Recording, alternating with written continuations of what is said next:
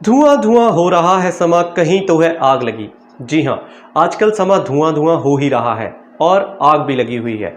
और ऐसी आग लगी है कि बुझने का नाम ही नहीं ले रही।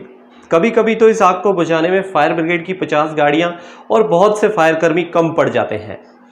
कूड़ा, कचरा, अपशिष्ट, वेस्ट, गार्बेज या फिर जंक या फिर ट्रैश, ये सब चीज़ें आखिर है क्या?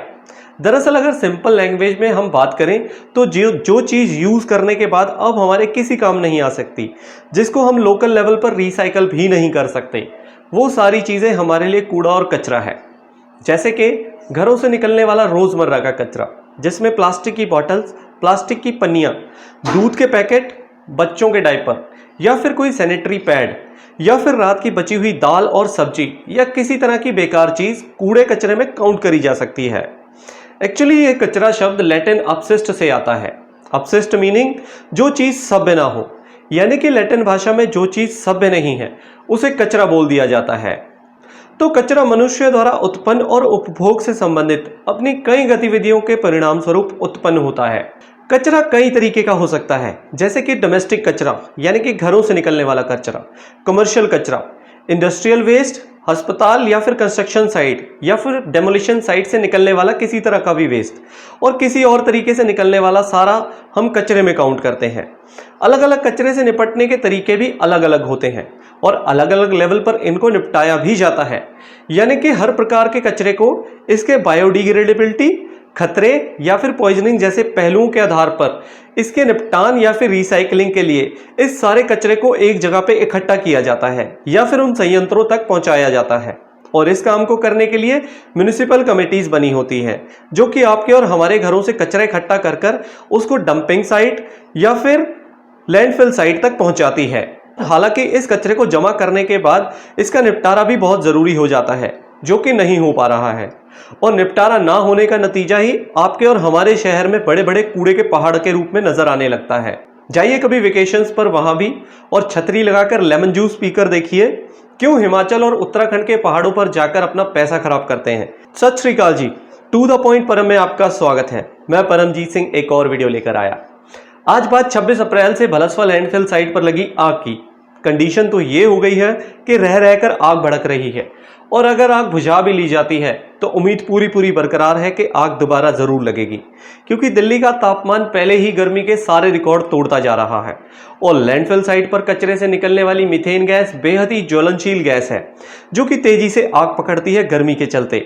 तो तैयारी पूरी रखिए गैस मास्क खरीदने की, क्योंकि शायद इसकी जरूरत अब दिल्ली को ही नहीं पूरी दुनिया को पड़ने वाली है।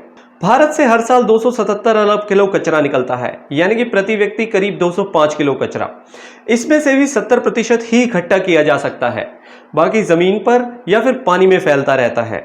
इकट्ठा किए गए कचरे में से भी आधा या तो खुले में फेंक दिया जाता है या फिर जमीन के अंदर दबा दिया जाता है, और कुल कचरे के सिर्फ 5वें हिस्से को ही रिसाइकल कर पाते हैं। वे शहर जिनमें कचरे को खुले में फेंक दिया जाता है, उनमें भारत के 2 सबसे बड़े महानगर दिल्ली और मुंबई दोनों ही शामिल है, और दोनों जगह आपने बड़े बड़े कूड़े के पहाड़ भी देखे होंगे। जवाहरलाल नेहरू विश्वविद्यालय यानी कि जेएनयू के स्कूल ऑफ एनवायरमेंटल साइंस की एक स्टडी के मुताबिक खुले में फेंके गए कचरे में भारी मात्रा में निकल, जिंक, आर्सेनिक, कांच, क्रोमियम और अन्य जहरीली धातुएं मिली होती हैं, जो कि पर्यावरण और लोगों के लिए गंभीर खतरों की वजह बनती हैं। भारत साल भर में जितनी जहरीली मीथेन का उत्सर्जन करता है, उसमें से 20% सिर्फ इन कचरे के ढेरों से ही उत्पन्न होता है। भलसवा लैंडफिल साइट पर इस सीजन की पहली आग लगी है। इससे पहले गाजीपुर लैंडफिल साइट पर भी इस साल में 2 बार आग लग चुकी है। दिल्ली के पर्यावरण मंत्री गोपाल राय ने दिल्ली प्रदूषण नियंत्रण समिति यानी कि डीपीसीसी से रिपोर्ट 24 घंटे में सबमिट करने को कही थी, और हम पूरी उम्मीद करते हैं कि वो रिपोर्ट आ भी गई होगी। दरअसल फायर डिपार्टमेंट को 26 अप्रैल शाम 5:47 पर लैंडफिल साइट में कूड़े के ढेर में आग लगने की सूचना मिली। पहले आग मामूली थी, लेकिन देखते ही देखते इसने भीषण रूप ले लिया। लेकिन यहाँ सवाल ये उठता है कि हर साल सिर्फ गर्मियों के दिनों में ही लैंडफिल साइट्स पर आग लगने की घटनाएं अचानक बढ़ने क्यों लग जाती हैं? दरअसल जानकारों की माने तो कूड़े में जहरीली गैस मीथेन बनने के चलते कूड़े के पहाड़ों में ये आग लगने की घटनाएं बढ़ जाती है। कूड़े में पॉलिथीन, कागज आदि होने की वजह से आग काफी देर तक लगी रहती है और रह रहकर सुलगती रहती है, जिसे बुझाने में बड़ी मशक्कत करनी पड़ती है।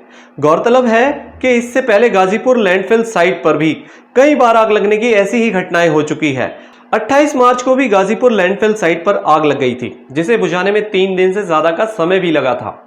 24 नवंबर 2020 को भी गाजीपुर लैंडफिल साइट पर भीषण आग लग गई थी।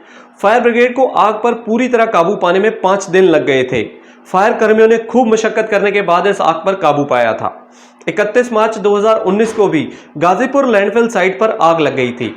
इस दौरान इलाके में धुआं ही धुआं हो गया था। 4 घंटे की कड़ी मशक्कत के बाद आग पर काबू पाया जा सका। एक्सपर्ट के अनुसार कूड़े के पहाड़ को कम करने के लिए उस तेजी से काम नहीं हो रहा जितनी जरूरत है, यानी कि काम हो रहा है पर थोड़ी स्लो स्पीड में हो रहा है। अब भी इन पहाड़ों पर गीले कूड़े के साथ इलेक्ट्रॉनिक वेस्ट पहुंच रहा है। एक रिपोर्ट के अनुसार गाजीपुर लैंडफिल साइट पर 2021 में 4, 2020 में 8 और 2019 में 6 बार आग लग चुकी है। इसी तरह भलसवा लैंडफिल साइट पर 2021 में 12 बार और 2022 में अब तक 1 बार आग लग चुकी है। यहां 2020 में 6 और 2019 में भी 6 बार आग लगने की घटनाएं सामने आई थी। ऐसा नहीं है कि कूड़े के पहाड़ को कम करने के लिए कोई संस्थान कोशिश नहीं कर रहा। राजधानी के तीनों कूड़े के पहाड़ को खत्म करने की जद्दोजहद 2019 से ही चल रही है। 2019 में एनजीटी ने इन कूड़े के पहाड़ों को खत्म करने के लिए तीनों एमसीडी को ट्रॉमल मशीन इस्तेमाल करने के निर्देश भी दिए थे। अब आप सोच रहे होंगे कि ट्रॉमल मशीन कौन सी बला का नाम है, तो मैं आपको बता देता हूं। ट्रॉमल मशीन वेस्ट से कंक्रीट, पॉलिथीन और मिट्टी को अलग करती है और साथ ही साथ इससे निकलने वाली आरडीएफ यानी कि जलने वाले कूड़े को ईंधन के रूप में काम में भी लिया जाता है। तीनों एमसीडी ने कूड़े को हटाने की अनुमानित लागत करीब करीब 250 करोड़ रुपए के करीब बताई थी। सितंबर 2020 की रिपोर्ट के अनुसार ओखला लैंडफिल साइट की हाइट उस समय यानी कि 2020 में ओखला लैंडफिल साइट की हाइट 40 मीटर के करीब थी। इस साइट पर उस समय 1,40,000 मीट्रिक टन कूड़ा फेंका जाता था। वहीं गाजीपुर लैंडफिल साइट की उस समय हाइट 65 मीटर के करीब थी और यहां 1,50,000 मीट्रिक टन कूड़ा फेंका जा रहा था। वहीं भलसवा लैंडफिल साइट की हाइट इन सबसे ज्यादा 62 मीटर थी और यहां कूड़ा भी सबसे ज्यादा यानी कि 7,61,727 मीट्रिक टन फेंका जा रहा था। जनवरी 2021 में ज्वाइंट कमेटी ने तीनों डंप साइट्स की डैमेज कॉस्ट का आकलन किया। क्या आया इस आकलन में? इस कमेटी में सीपीसीबी, नीरी और आईआईटी दिल्ली के एक्सपर्ट शामिल थे। इसका मकसद तीनों साइट से पर्यावरण को हो रहे नुकसान का आकलन करना था। इसके आधार पर नॉर्थ एमसीडी ने भलसवा लैंडफिल साइट के लिए 155.9 करोड़, ईस्ट एमसीडी ने गाजीपुर लैंडफिल साइट के लिए 142.5 करोड़ और साउथ एमसीडी पर ओखला साइट के लिए 151.1 करोड़ रुपए की डैमेज कॉस्ट तय की गई। तो क्या इतना पैसा लगाने के बाद कूड़े का निस्तारण हो गया, यानी कि कूड़ा हट गया? एक रिपोर्ट आई मार्च 2022 में। इस रिपोर्ट के आंकड़े चौंकाने वाले थे। इस रिपोर्ट के अनुसार भलसवा लैंडफिल साइट से महज 29% कूड़ा ही हट पाया। इसी तरह ओखला लैंडफिल साइट से 23.63% और गाजीपुर लैंडफिल साइट से महज 6.75% ही कूड़े का निस्तारण हो पाया, यानी कि कूड़ा हट पाया। बीजेपी शासित एमसीडी ने कूड़ा हटाने की डेडलाइन भी तय की थी। जनवरी 2021 में एनजीटी में हुई सुनवाई के दौरान एमसीडी ने कूड़े को पूरी तरह से हटाने की एक डेडलाइन तय की। इसी डेडलाइन के मुताबिक गाजीपुर से मार्च 2022 तक 25%, मार्च 2023 तक 50% और दिसंबर 2025 तक 100% कूड़े को हटाने की बात कही गई थी। इसी तरह भलसवा लैंडफिल साइट के लिए भी बात कही गई। इसके मुताबिक भलसवा लैंडफिल साइट से अक्टूबर 2021 तक 25%, जनवरी 2022 तक 50% और अक्टूबर 2022 तक 100% कूड़े को हटाने की बात कही गई। वहीं ओखला लैंडफिल साइट के लिए दिसंबर 2021 तक 25%, सितंबर 2022 तक 50% और मार्च 2023 तक 100% कूड़े को हटाने का लक्ष्य तय किया गया। तो टाइमलाइन बीतती गई और कूड़े के पहाड़ ज्यों के त्यों आपके और हमारे सामने वैसे ही बने हुए हैं और तय समय तक पहुंचने वाले लक्ष्य तक मुझे नहीं लगता कि हट जाएंगे। गाजीपुर में 2021 तक लैंडफिल साइट से 3.5 लाख टन कूड़ा, ओखला लैंडफिल साइट से 3.1 लाख टन कूड़ा और भलसवा लैंडफिल साइट से 11.5 लाख टन कूड़ा ही हट पाया है। गाजीपुर लैंडफिल साइट 1984 में शुरू हुई और ओखला लैंडफिल साइट और भलसवा लैंडफिल साइट ये दोनों ही साइटें वर्ष 1996 में शुरू हुई थी। टिहरी संस्थान की रिपोर्ट के मुताबिक तीनों कूड़े के पहाड़ों से दिल्ली के पर्यावरण को अब तक लगभग 450 करोड़ रुपए से ज्यादा का नुकसान हो चुका है। सिर्फ दिल्ली ही नहीं, दिल्ली के आसपास भी कूड़े की समस्या ज्यों की त्यों बनी हुई है। गाजियाबाद में हर दिन 1500 टन कूड़ा निकलता है, लेकिन वहां पर इसके निस्तारण की यानी कि इसको निपटाने की कोई ठोस योजना नहीं है। फरीदाबाद में तो लैंडफिल साइट का कोई नामो निशान है ही नहीं। इसी तरह नोएडा से रोजाना 700 मीट्रिक टन कूड़ा निकलता है। बस यहाँ पर अच्छी बात यह है कि गीला कूड़ा और सूखा कूड़ा अलग अलग डंप किया जाता है। गुरुग्राम से हर दिन 1000 टन कूड़ा निकलता है। चूंकि फरीदाबाद में लैंडफिल साइट का कोई नामो निशान नहीं है और लैंडफिल साइट ना होने की वजह से गुरुग्राम के बंदवाड़ी प्लांट में भी फरीदाबाद का दबाव बढ़ता ही जा रहा है। निकाय अधिकारियों के अनुसार दिल्ली में से कुल 11,400 टन कूड़ा पैदा होता है। इनमें से भी लगभग 6,200 टन गाजीपुर, ओखला और बलसवा के लैंडफिल साइट में फेंका जाता है और बाकी बचा हुआ 5,200 टन कूड़े को कंपैक्टर और कचरे को ऊर्जा में परिवर्तित करने वाले संयंत्रों यानी कि WTE की सहायता से स्थानीय स्तर पर प्रोसेस किया जाता है। हर दिन आने वाले कूड़े की मात्रा के लिहाज से वेस्ट मैनेजमेंट की कोई ठोस व्यवस्था नहीं होने के कारण कूड़े के पहाड़ दिन प्रतिदिन बढ़ते जा रहे हैं। कचरे की प्रोसेसिंग तो हो रही है, लेकिन हर दिन कूड़ा डंप भी किया जा रहा है। इस कारण पहले से पड़े कूड़े की प्रोसेसिंग चुनौतीपूर्ण होती जा रही है। गाजीपुर लैंडफिल साइट 2002 में ही बंद हो जानी चाहिए थी, लेकिन नगर निगम की लेट लतीफी के चलते ये पिछले 20 सालों से अपने बंद होने का इंतजार कर रही है। National environmental engineering research institute यानी कि नीरी के टेक्नोलॉजी डेवलपमेंट सेंटर के head scientist doctor Sunil Kumar कहते हैं कि असल समस्या कचरा नहीं है, बल्कि मिक्स हुआ कचरा है।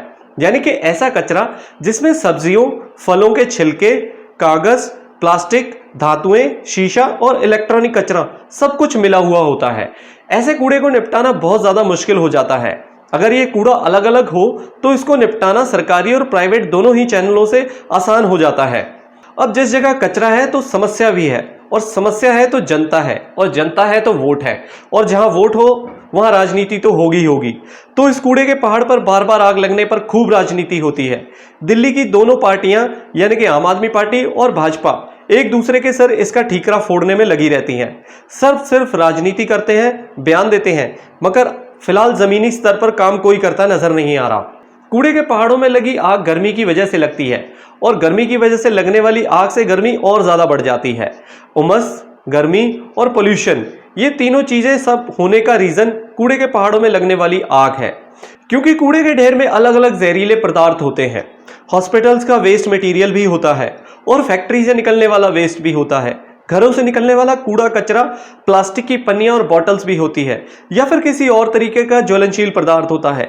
ये सब चीजें जब जलती हैं तो ना सिर्फ हवा खराब करती हैं, बल्कि लोगों की हेल्थ पर भी डायरेक्ट असर डालती हैं। नई दिल्ली के गंगाराम अस्पताल के डॉक्टर अरविंद कुमार कहते हैं कि इलाके में पर्टिकुलेटर मैटर और जहरीली गैस का स्तर अचानक बढ़ जाना बेहद ही नुकसानदायक साबित होता है।